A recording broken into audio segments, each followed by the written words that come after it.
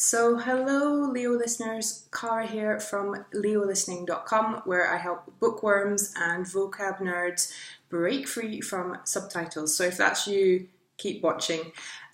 So last week on the blog we had an amazing, I think it's one of the best posts on there, guest post from Trisha at Vagabond English, where she talked about using books and other types of literature to better understand the films that you watch so you can get rid of the subtitles. And one of the book and film pairs that Trisha and I absolutely love and that we talked about when we were discussing putting together this article is Never Let Me Go. And I can never remember the name of the author. He's Japanese. He won the Nobel Prize for Literature this year. So go look up the Nobel Prize. And in 2010, the film came out.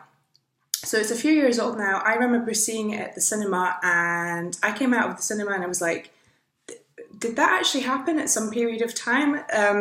The book and film are based in a kind of dystopian society, although it looks and feels very similar to our own. And I think that's why I came out thinking, geez, did that actually happen? So a really haunting book and film pair, and my task now actually is to read the book. But what I'm doing with you for the next few weeks is helping you understand the film. Because even if you have read the book and you've implemented Trisha's tips, there's always going to be some difficulties when you come to actually watching the film. And I don't blame you. And in fact, the first thing I want to just say and reiterate, as I always do on this blog, is that movie dialogue is tough. I've been open about bits of movie dialogue that I haven't understood in the past, and you know, I'm a native speaker, so there's obviously some kind of problem with movie dialogue. So before we get into why I think it's difficult and some ways to kind of fix that, the first thing I just want to say to you is congratulations, well done, because if you're listening to me or reading this blog, that means you're already really quite good at English. And you know, extra things like watching films without subtitles, that's just kind of the icing on the cake. So, and the fact that you're watching films in English anyway, which is a tough thing to do. It's tough to watch entire films in a language that's not your native language. I just want to say, you know, congratulations, well done. Take the time to congratulate yourself and feel good about what you're doing. You're making a hell of an effort and you're doing something really hard with your free time. So, you know, don't feel bad about it, because you can't fix this problem coming from a place of frustration and guilt and feeling bad about yourself. So let's start just by feeling good about it. Right. As to why movie dialogue is tough, so I've come up with this brilliant analogy. You're going to love it. So the way I see it, watching a movie is a bit like, you know, sometimes you see like survival specialists like Bear Grylls, they get taken in a helicopter into the middle of nowhere, and they get kicked out of the helicopter, like with a parachute, you know, and into the wilderness, and they have to find their way back to civilization. So I feel like watching a film is a bit like being dumped in the middle of nowhere. So you discover this universe, these characters, you don't really know anything about them. It's all a bit mysterious and enigmatic at the beginning. And gradually you get your bearings. So if you can imagine, you know, in the wilderness, okay, you start to realize, right, if the sun is here, the stars are here, that means north is here, so I need to go this way. I don't know how that works, but that's what I imagine. Or there's a river, you know, if I follow the river, okay, I can find my way back. So it takes you a while to kind of figure out where you are and what's happening. So I feel like that's what watching a film is like, even when you watch in your native language. I mean, there are loads of films where I'm like, after a few minutes, I'm like, what's happening? You know, who the hell is this character? Like, what are they doing? Whereas watching, for example, a TV series, it's a bit like driving or walking to work, you know, commuting on a kind of, doing a journey that's familiar to you. So, you know, you go down the same road, you're crossing the same streets, going around the same roundabouts. The details might change. So like, you know, one day it will be sunny, another day it might rain. You'll see different people walking down the street, whatever. But ultimately, you know what to expect when you watch a TV series, you know where it's set, you know who the characters are, you know more or less what they're going to talk about. So, when you do compare being dumped in the wilderness with your daily commute, I mean, there's really no comparison. It's obviously a lot tougher. So, that's why I think films can be so much harder, especially when compared to series. So, now the advantage with Never Let Me Go is that the accents are mostly standard British English, because you've got Keira Knightley, Carey Mulligan, and Andrew, is that his name? Andrew Garfield? That always makes me laugh. Makes me think of the cat.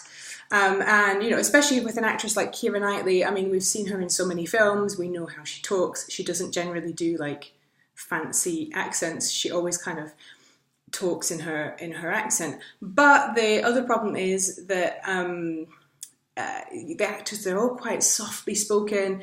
Everything's a bit mysterious. We're in this kind of alternate universe that looks so similar to our own, and yet there's some weird stuff going on and we don't initially know what it is. So you can get kind of lost in that atmosphere and not really know,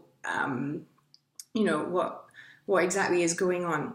Even though Trisha said, I think it's Carey Mulligan doing the narration, and she's speaking quite clearly. So, I mean, we have some elements that help us, but we also have some things that just are damn confusing.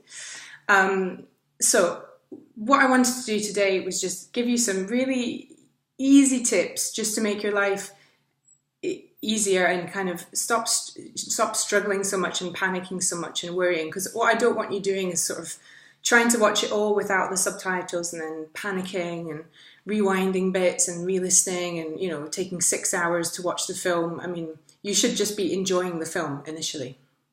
Okay, and then in the next few weeks, we're going to go into more detail about how to really kind of understand it from a technical point of view. So my first tip is just watch it with the subtitles. It's okay. You are totally allowed to watch it with the subtitles. And then that way you, at least you know what's going on. I mean, look, it's always a compromise because, of course, if you're concentrating on the subtitles, that means you're not concentrating on other things. You're not looking at people's, lips or facial expressions. You're not getting the sort of subtle clues from the decor and the scenery and everything. So it's a compromise, of course. It's tiring. I mean, I know some people refuse to do it, but at least you'll know what's going on. Okay, a tip that I love from my friend and colleague Elfin, who teaches Italian and focuses on watching movies in Italian, is just watch the film with the subtitles on for a bit and then the subtitles off for a bit.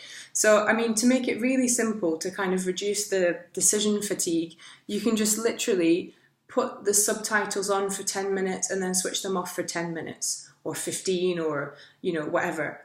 Or, you could decide, okay, this scene is really impossible, I'm putting them on for this scene, and then maybe the next scene I won't need them. So that way you're kind of, balancing your time between reading the subtitles and then using other clues when you're not watching with the subtitles. Trisha also mentioned in her post watching it in blocks. So the thing that I don't like about films is, even though some films don't have that so much dialogue, or but this is quite a dialogue heavy film, so a good idea is to watch it in blocks rather than watching the whole 2 hours in one go, which can be very tiring. You could just watch it kind of in 20 or 30 minute blocks, kind of divide it up, and then that way you've got the time to process it a bit better and you're less tired at the end of each kind of block.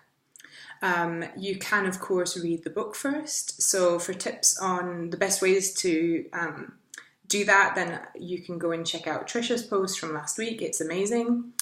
Other things you can read or consult before watching the film are things like you could go onto IMDb, Internet Movie Database.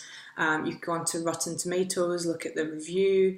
You could even go onto Wikipedia. There's a very, very good detailed Wikipedia page for Never Let Me Go, but the only thing is there are spoilers on that page. So if you read the section about the plot, I mean, you'll find out the ending. So just be careful when you're consulting this kind of information that you're not spoiling the film for yourself. Same thing with things like you could watch interviews with the actors or the director, or watch, you know, reviews on YouTube of the film, and then that will give you an idea of what's of what it's about, at least. Okay, but again, beware of spoilers. You could also watch the trailer. That was another idea I had, although sometimes I find that trailers can be really hard to understand compared to the original film. So proceed with caution when it comes to the trailer. Okay, so today was all about, you know, kind of not panicking so much, realizing that movie dialogue is tough. It is being dropped out of the helicopter into the wilderness. So you don't need to feel bad about it. There's a few things you can do that I talked about to make watching it easier. We will get to watching it without the subtitles, don't worry. But just for today, we're kind of not panicking. We're just taking it easy. We're watching with the subtitles if need be, and feeling good and just enjoying an amazing film. Right, so for the next few weeks over in my Subtitle Freedom Club, we mentioned this in Trisha's post last week, we are going to be discussing the book and the film, and also just book and film pairs in general. So we'd really love for you to come and join the discussion over there. So I'll put the link, that's my group on Facebook, the Subtitle Freedom Club. So I really look forward to seeing you over there to talk about Never Let Me Go, and you know, discuss other book film combos that you love. All right, thanks for watching. See you soon.